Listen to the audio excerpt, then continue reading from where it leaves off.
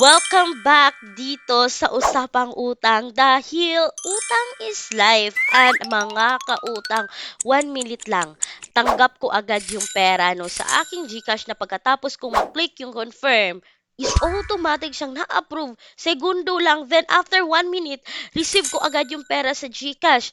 So yan yung pag-usapan natin for today's video kasi na-offeran po ako dito ng 4,000 sa bagong utangan na to. Yes, bagong-bago to mga kautang no at i-share ko sa inyo kung magkano nga ba yung na-receive ko sa 4,000, kailan ko babayaran kasi yan naman talaga ang mga importanteng details bago tayo mag-proceed sa mga utangan online. And by the way, ito loan application to is tumatanggap po ng UMID, SSS, TIN, passport, driver's license, national ID, postal ID, voter's ID at yung health card. At kitang-kita ko naman dito nung ako ay nag-apply mga kautang is pwede po sa mga housewife, sa unemployed at sa student at sa self-employed. At guess what mga kautang ko, pag mag-click kayo dyan is hindi talaga siya nanghihingi ng payslip. Itong loan application na to. So pwede siya sa mga student na merong ganong valid ID kasi hindi nanghihingi ng payslip. Pero bago yan, bago nyo subukan to loan application na to, hayaan nyo muna ako mga kautang na i-share ko sa inyo yung aking personal experience about this loan application na sobrang bilis mag-approve, instant talaga siya, pasok yung pera sa GCash. Kung worth it nga bang utangan itong loan application na to. Kasi bago to, no, at wala sa Google Play Store, wala sa V App Store, and wala sa App Store itong loan application na to. Kasi ito po ay na-download ko, no, gamit yung mga text messages na na-receive ko na may nagsabing meron na akong offer, kunin ko na raw yung 15,000 at one time pa, tinawagan po ako ng agent ng Fuse Cash mga kautang. No, yes, it's all about Fuse Cash na lending platform. So, ito na yung nangyari mga kautang. Kung tayo talaga ay umuutang sa mga utangan online, nag-register tayo, is may mga marireceive na talaga tayo ng mga text, mga parang advertisements. Pag once tayo po ay nakautang na sa mga utangan online, na-register na natin yung number doon, is possible na makareceive talaga tayo ng mga advertisement text. So, kagaya yung nangyari sa akin dito kay Fuse Cash, ang dami ko talagang text na na-receive. At one time, tinawagan talaga ako ng agent dito, no? Nakipag-usap talaga siya na pwede ko na daw kunin yung 15,000 or possible na 15,000 yung pwede kong ma-loan daw. So, nakulitan ako, kaya nag-click talaga ako dito ng link nito. Kita-kita nyo yan, yung link niya ng blue, naka-highlight na blue, yan yung kinik ko. At eto na nga mga kautang, no, nag-open ako. At ito po ay download APK. Install APK po to mga kautang, no. Fuse Cash APK downloader po yung gamit dito. At eto na nga.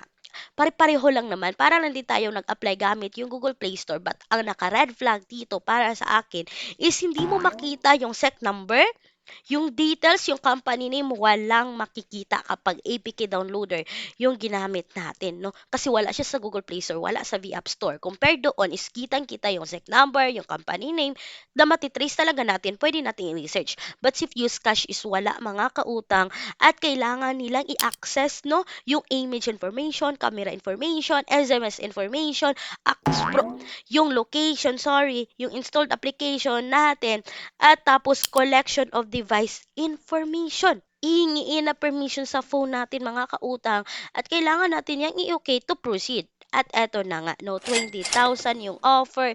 Kailangan din natin maglagay ng basic information. Parang talaga tayo nag-apply ng mga utangan online. And dito sa contact information is for contact person yung hinihingi. At kailangan nating ma-select na valid ID na magkuha or mag-upload ng photo ng valid ID and then proceed tayo dito sa kanilang receiving or disbursement account. Pwede GCash, Maya, GrabPay, and bank account. So, eto na nga mga kautang. Sabi dito, allow Fusecast to access your phone call logs. So, nag-access talaga sila ng phone call logs and kailangan natin yang i-allow. So, as you can see dito sa screen, system review in progress. After that, meron akong offer na 4,000 pesos. So, mga kautang, kita ko dito sa baba, itong quick peso, pag view ko ng details, yung lumabas is 4,000, loan term is 7 days, loan amount is 4,000. So, hindi transparent.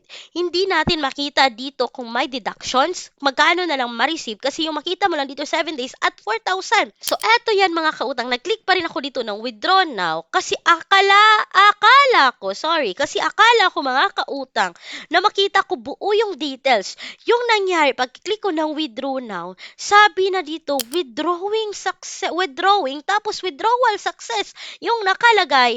At eto na agad mga kautang, kitang-kita no, sa oras ng pag-aking pag-withdraw, pag-click ng withdraw. Nung ako ay nag-click ng withdraw mga kautang is 10:19.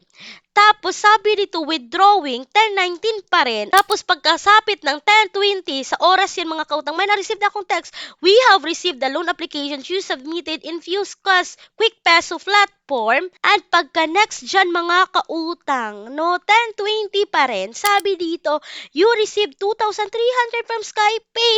Nako mga kautang sa 4,000. 2,300 na lang yung na-receive ko dito, no? At eto na nga mga kautang, 7 days to pay. Diyan mo pa makikita buo lahat ng details dito kay FuseCash. Pag once kayo na ina-approve dito, sabi na sa taas, pending repayment sa 4,007 days, yung service fees 1,680, yung interest is 96 pesos, yung payment channel fee is 20 pesos, yung ma-receive mo lang is 2,300 at babayaran ng 4,096 and 7 days mga kautang. Nakakaloka talaga itong ganitong loan application, no? Kaya wag basta-basta mag-click yan sa mga link na ma-receive natin sa mga messages natin. Kasi sila pala talaga, yung bilis talagang mag-approve mga kautang, no? Hindi ko akalain na ma-approve talaga ako dito. Na instant talaga siya. Yes, instant talaga siya. Pero hindi worth it mga kautang. Sabihin ko, hindi ito recommended sa inyo. Kasi hindi naman talaga recommended. Ganon kalaki at 7 days lang. Nako mga kautang, dahil ganon yung nangyari, hindi ko may recommend sa inyo. At nanood ka hanggang dulo ng video na to, mag-a-announce na naman ako ng bagong mechanics. Kasi makita nyo naman mga kautang, no, dito sa spin the wheel natin is meron akong 68 entries na name. So, yung mangyari dito, kasi ang dami ko ng active commenters, gusto ko kayo yung mananalo kasi active kayo at palagi kayo nagko-comment. Dito tayo magsisimula sa video na to. So, mga kautang, kung kayo ay nanood sa previous video ko na kaka-upload ko, is dun lang ako mamimili ng pangalan na ilalagay ko ngayon dito sa spin the wheel. At yan lamang po yung mapipili, no? Dalawa dyan. At ngayon na dito, kung kayo ay nanood dito sa video na to mga kautang at gusto nyong masali doon sa aking susunod na upload na video, is mag-comment kayo dito. Kasi yan na yung basihan ko, no? Doon na ako mamimili sa every post ko ng video sa mga nag-comment. Yung mga recent video ko na commenter, doon ako mamimili. So, ibig sabihin, bago, or pabago-bago, or update na update yung pangalan natin dito sa Spin the Wheel. So, kung nakapanood ka sa previous video ko, nandito ka ngayon, ha? Nandito ka ngayon sa Spin the Wheel natin. At kung nanood ka ngayon dito sa video ko, mag-comment ka para yung pangalan mo is masali sa next video natin. Ganun lang kadali.